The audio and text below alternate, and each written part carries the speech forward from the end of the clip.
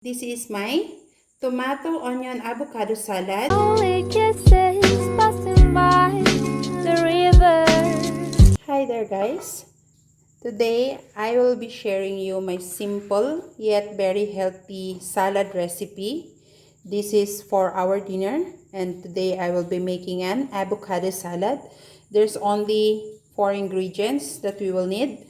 That's avocado, tomatoes, onion, you can use red or white onion, and the lime, or you can use lemon or calamansi, and in Sri Lanka we call this dehi, so citrus. So now I will show you guys how I'm gonna prepare my avocado. First, of course, we have to slice the avocado. Oh, that's perfect. That's very nice avocado here. And just take out the unwanted part.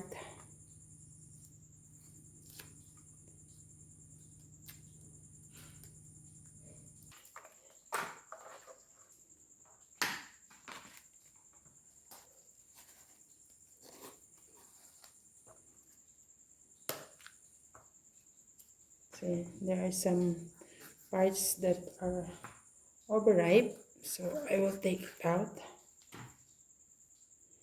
So now I have my avocado. All I have to do is, actually this part is,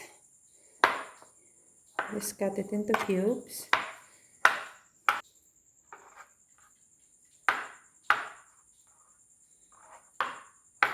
So we will cut it in cubes or bite size.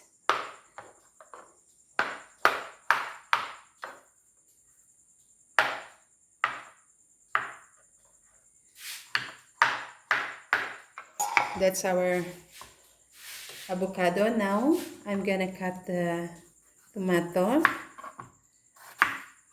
and I don't want the seeds, so I will be taking out the seeds.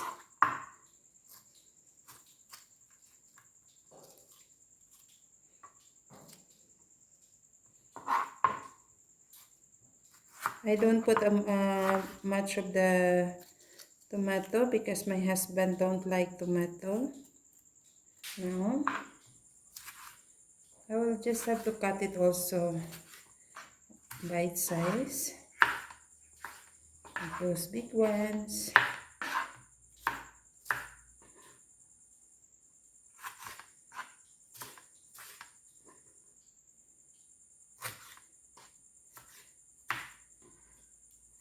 Okay, there you go.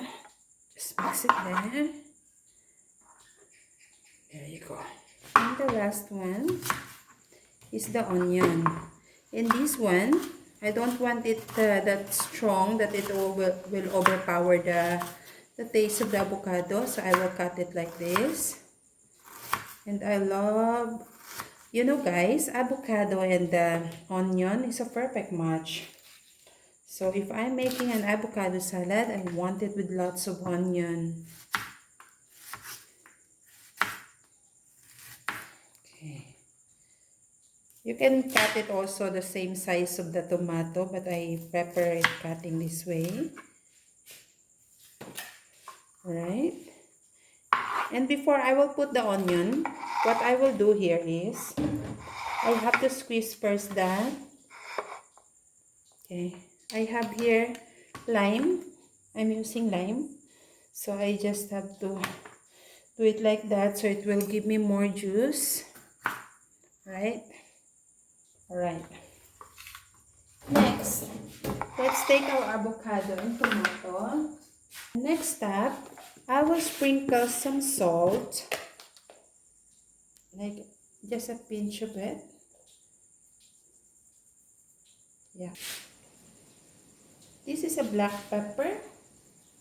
If you have this black pepper grinder, that's more easy, but I'm using a powder, so I will do it like that.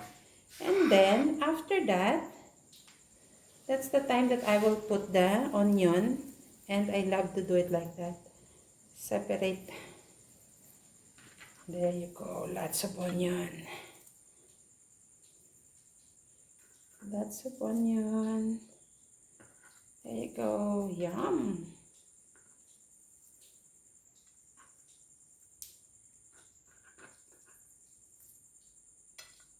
Okay. And I will drizzle the lemon.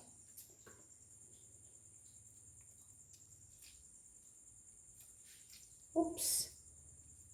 Next thing, I'm gonna toast it. So you have to be gentle. Go.